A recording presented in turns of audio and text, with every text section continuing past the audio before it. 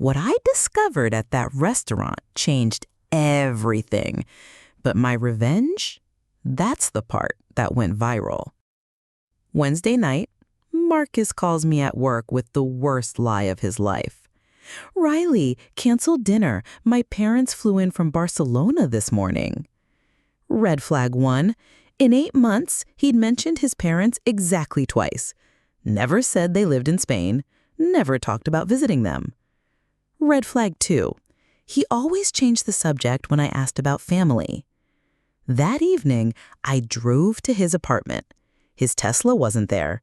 The Tesla I'd been paying insurance on for 3 months. No answer to my calls. His text came 2 hours later. "Long conversation with parents. We'll call tomorrow." I couldn't sleep. Marcus had been acting different, distant, cold. His constant texts had become short, infrequent messages over the past 2 weeks. Thursday morning changed everything. Marcus posted an Instagram photo from Bella Corte, the expensive Italian place downtown. Caption, "Family dinner, heart." But I spotted something in the corner of the photo. A woman's hand, young, midnight blue nails, delicate, expensive rings I'd seen before but couldn't place. His mother would be in her 50s. This was someone much younger. Then it hit me. I scrolled through Marcus's old Instagram posts. There she was, Jade, his ex-girlfriend from last year. Same rings, same nails. Jade had moved to Portland 8 months ago for work, exactly when Marcus and I started dating. Her recent post showed she was back in our city. She'd returned 3 weeks ago, the exact moment Marcus became distant with me. Friday night, I made a decision that changed everything. I called Marcus, suggested dinner at Bella Corte. He refused instantly, too expensive, even though I always paid anyway. 7:30 p.m., I parked across from Bella Corte and waited. 8:15 p.m., Marcus's Tesla pulled up. Out stepped Marcus, an older couple, and Jade. I grabbed my hoodie and baseball cap. Time to become invisible. The hostess seated me 1 table away from Marcus. Hood up, head down, they couldn't see my face. Marcus held Jade's hand across the table.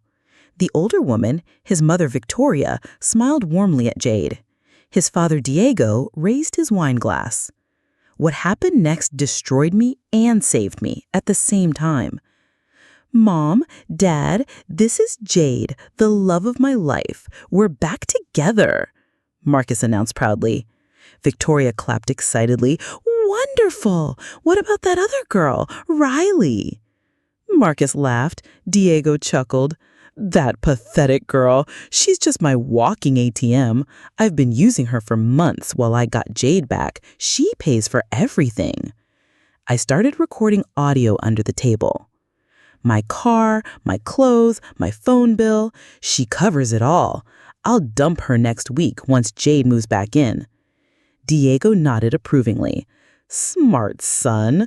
Why work when you've got a desperate girl paying for everything?" Clink, clink, clink. 8 months of my life, 8 months believing Marcus loved me, 8 months sacrificing my financial security for someone who saw me as entertainment. I stopped recording, left $20 on my table, walked calmly to the exit. Marcus had no idea I knew. No idea I'd recorded it all. He was about to learn what happens when you try to use the wrong person. After leaving Bella Corte, I sat in my car shaking. Not from sadness, but pure rage. The way they laughed like I was their private joke. Diego toasting his son for using me. Jade wanting to see what this walking ATM looked like. They didn't just think I was stupid. They saw me as entertainment. I drove home in complete silence and looked around my apartment with new eyes. Marcus's stuff was everywhere. Gaming headphones on my coffee table, the ones I bought him for his birthday. His clothes in my closet, his protein powder taking up half my kitchen, his sneaker collection by my door like he owned the place. Something clicked. This garbage human had been slowly moving into my apartment while telling his ex-girlfriend I was just a temporary ATM. He was using my place as free storage while waiting for Jade to return. I started grabbing his things. Gaming headphones? Garbage bag. Clothes? Off hangers into bags. Shoes, toiletries, books, cologne bottles, everything. But throwing his stuff in bags wasn't enough. He'd humiliated me in front of his family, turned me into their dinner conversation punchline. So I took those bags outside. His jeans landed in yesterday's rain puddle. His precious Jordans flew across concrete. Those expensive cologne bottles, I opened them and poured every drop over his $500 gaming equipment. The smell was overwhelming, but watching cologne drip over his headphones was therapeutic. I spread everything across the sidewalk and yard. Clothes scattered everywhere, hanging from fences, thrown in random piles. It looked like a tornado hit a douchebag's bedroom. I was so proud of my work. Then I went inside, put on pajamas, made a huge bowl of ice cream, and watched Netflix. For the first time in months, I felt completely relaxed. No worrying about his bills, no calculating money for his next emergency. 11:30 p.m., Marcus's car pulled up. Car door slam. What the fuck? Dogs started barking throughout the neighborhood. I watched from my window as he frantically gathered his stuff off the sidewalk, shoving wet clothes into bags, wiping cologne off electronics, picking up shoes from random spots. He looked panicked, like he couldn't understand how his perfect scam had exploded. 5 minutes later, aggressive ponding on my door. I opened it with the chain lock attached. Just a few inches. Marcus's face was bright red, breathing like he'd run a marathon. Behind him, Jade sat in Marcus's Tesla, apparently there to witness whatever confrontation he had planned. Riley, what is wrong with you? Are you having a mental breakdown? I looked through that small opening and felt completely calm. I cleaned out clutter. Figured you wouldn't need it since you're moving in with the love of your life next week. The color drained from his face instantly. He started stammering, trying to figure out how I could possibly know about Jade, their plans, any of it. I don't know what you're talking about. You're acting crazy. Let me inside so we can talk like adults. Adults? I laughed until I almost choked. Adults don't use people as walking ATMs while planning real relationships behind their backs. That's when Marcus realized I'd been at the restaurant. His mouth opened and closed like a fish. You were spying on me. That's psychotic behavior. You need help. I need help? You spent 8 months pretending to love me while stealing my money for your actual relationship. But sure, I'm the problem. He got aggressive, pushing against the door. You can't throw my stuff outside like garbage. That equipment costs thousands. You're paying for damages. Actually, most of it was paid for with my money, so technically I was throwing out my own stuff. Marcus completely lost it, screaming every horrible name imaginable: pathetic, desperate, ugly, stupid, confirming everything I'd heard at dinner. You know what, Riley? Good. I was dumping you anyway. You're worthless and pathetic. Jade and I have been laughing about how easy you were to manipulate. Jade was telling him to calm down from the car, probably worried about police, but Marcus was on a rampage. You think you're smart, but you're just a sad, lonely girl who paid thousands for a guy to pretend to love her. At least now I don't have to pretend touching you makes me sick. That last part made me smile. Marcus had just confirmed every suspicion and given me neighbors as witnesses. I closed the door and turned off my lights. He kept pounding for 10 more minutes before Jade convinced him to leave. Samantha from next door came over the next morning with coffee. She'd gotten everything on her security camera, started recording when the yelling began. I now had video evidence of Marcus's complete meltdown while his new girlfriend waited in the getaway car. I thought that was the end. I was wrong. Saturday morning, my phone buzzing with calls from my mom, 6 times before 9 a.m. When I answered, she was in panic mode.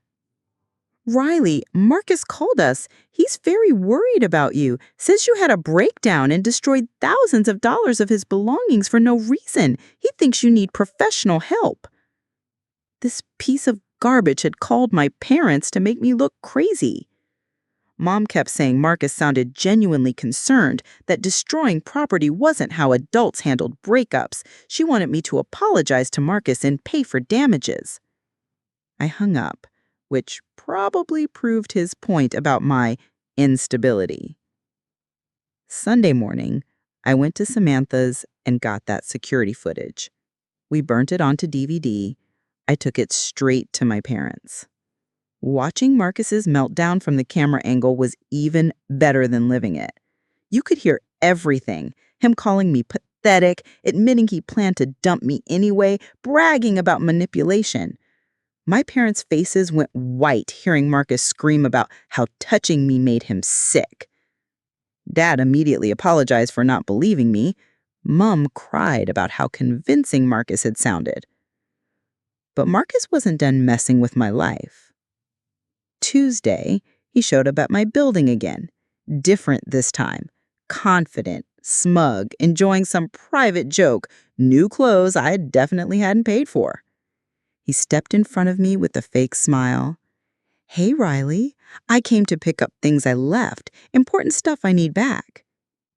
"Marcus, I threw everything outside Friday. There is nothing left."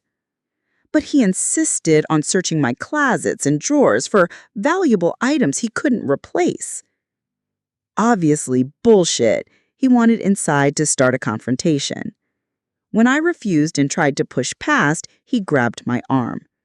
"Don't be difficult. I'm being reasonable, just asking for my belongings unless you're keeping them as some weird shrine." He spoke loud enough for neighbors to hear, clearly enjoying the attention, wanting to embarrass me publicly. I jerked away and threatened police. Marcus laughed.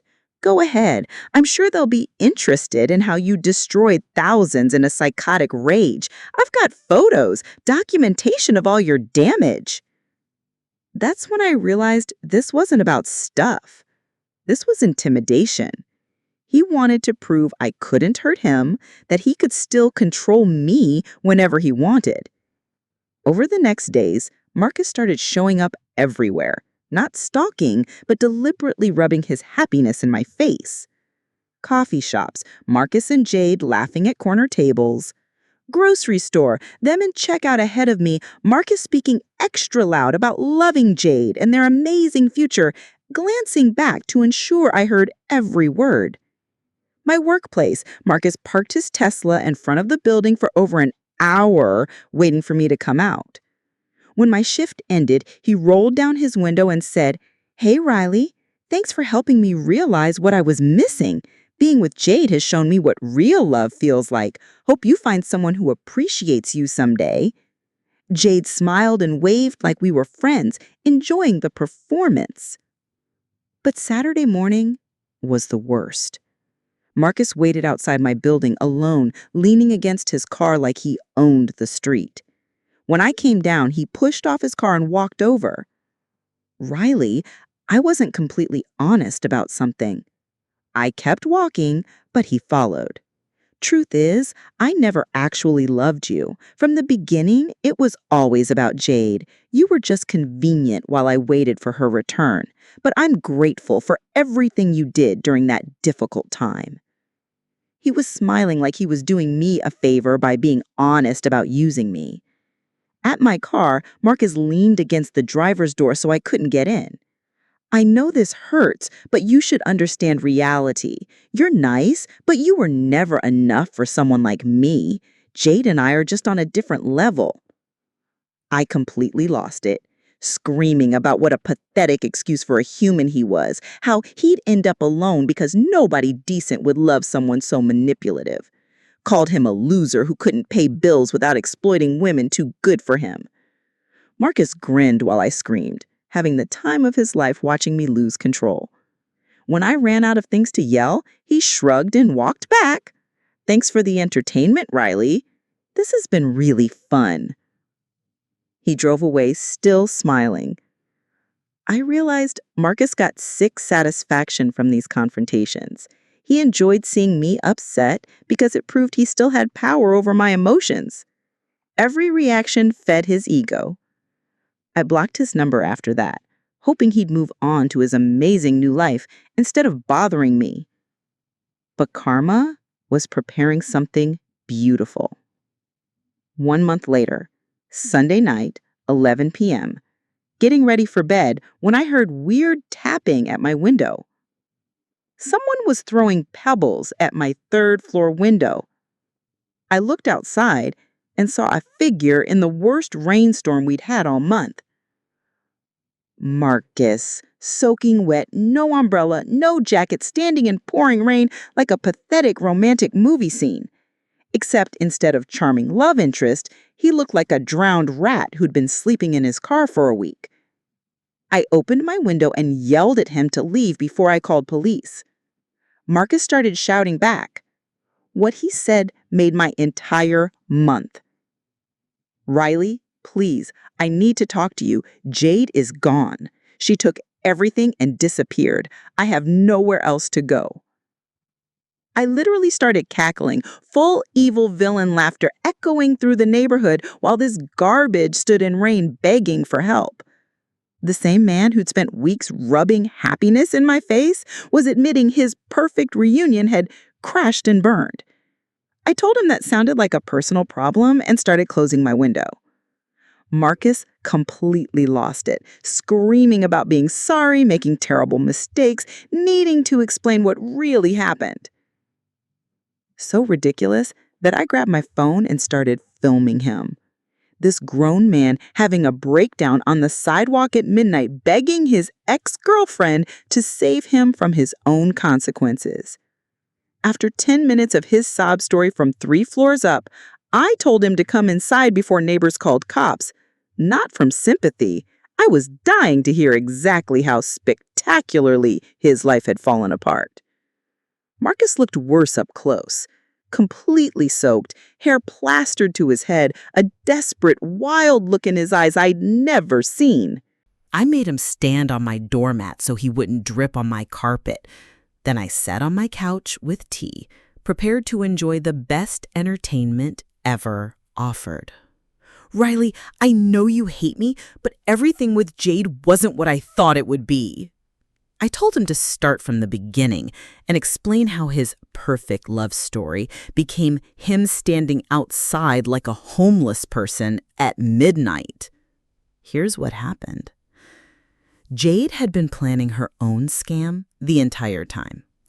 While Marcus bragged about using me as his walking ATM, Jade quietly figured out how to use him the same way. She convinced Marcus to put her name on his bank account to help manage finances better. She wanted to contribute to their shared future by handling boring money stuff so Marcus could focus on finding better work. Marcus, being the genius he is, thought this was romantic and handed over complete account access. Jade said she was apartment hunting for their new place, needed his car to drive around different neighborhoods, would call that evening about amazing places she'd found. Marcus waited all night, all Wednesday, all Thursday. Friday, panic mode. He went to where Jade had been staying with a friend. Friend told him Jade moved out Wednesday morning with all her stuff, no forwarding address. Marcus checked his bank account. Jade had withdrawn every single penny. Not just money I'd given him over 8 months, but money from selling electronics, plus next month's rent, cleaned him out completely and vanished. The irony was delicious. The man who'd manipulated me for money got out-manipulated by someone way better at the game. But it gets better. Marcus wasn't just broke, he was homeless. He'd already given up his apartment lease because they were moving in together. All his stuff packed in storage, couldn't afford monthly fees anymore. Past week, sleeping in bus stations, spending remaining cash on cheap motels and fast food. down to his last $40, no idea what to do next. Best part? His parents.